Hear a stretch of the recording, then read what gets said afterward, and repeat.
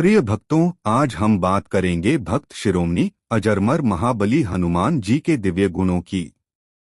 हनुमान जी केवल बल और पराक्रम के प्रतीक नहीं हैं, बल्कि वे भक्ति, विनम्रता और समर्पण के आदर्श हैं।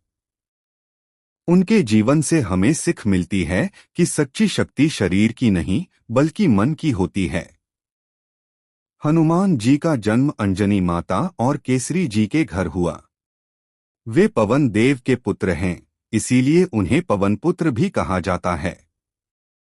बचपन से ही उनमें असाधारण बल था, परंतु जब तक उन्हें अपने बल का उद्देश्य नहीं पता था, तब तक वह असीम ऊर्जा बिना दिशा के थी। जैसे ही उन्हें प्रभु श्री राम के दर्शन हुए, उनका जीवन बदल गया। राम के चरणों में समर्पण ही उनका एकमात्र ध्येय बन गया। हनुमान जी की सबसे बड़ी विशेषता है निष्काम सेवा। वे सेवा करते हैं बिना किसी प्रतिफल की अपेक्षा के।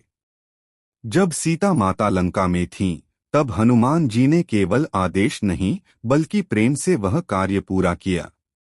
उन्होंने कहा था, राम कार्य सदा करिबै को आतुर। यही भाव हमें प्रेरित करता है कि अपने जीवन में हमें भी अपने कर्तव्यों के प्रति समर्पित रहना चाहिए, बिना स्वार्थ के।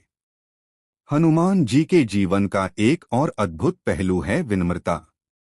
इतना पराक्रमी होने के बाद भी वे स्वयं को रामदास कहते हैं। उन्होंने कभी अपने बल का घमंड नहीं किया, बल्कि कहा, सब तव कृपा रघुपति दिनकेरी। इस वाक्य से हमें यह सीख मिलती है कि चाहे हमें कितनी भी सफलता मिले, हमें सदैव ईश्वर के प्रति कृतज्ञ रहना चाहिए। हनुमान जी की भक्ति हमें सिखाती है कि सच्चा भक्त वही है जो अपने ईश्वर के लिए तन, मन और धन सब कुछ समर्पित कर दे। जब लंका दहन हुआ, तो हनुमान जी ने न केवल लंका जलाई, बल्कि अधर्म और अहंकार का प्रतीक रावण का भी अंत किया। यह दर्शाता है कि जब मनुष्य धर्म के मार्ग पर चलता है, तो कोई भी विपत्ति उसका कुछ नहीं बिगाड़ सकती।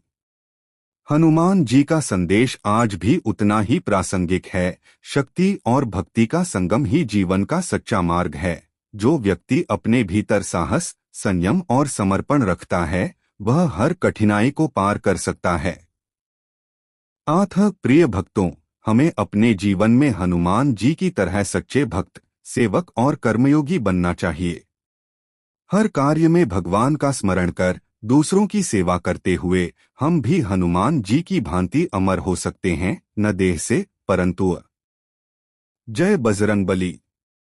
जय हनुमान।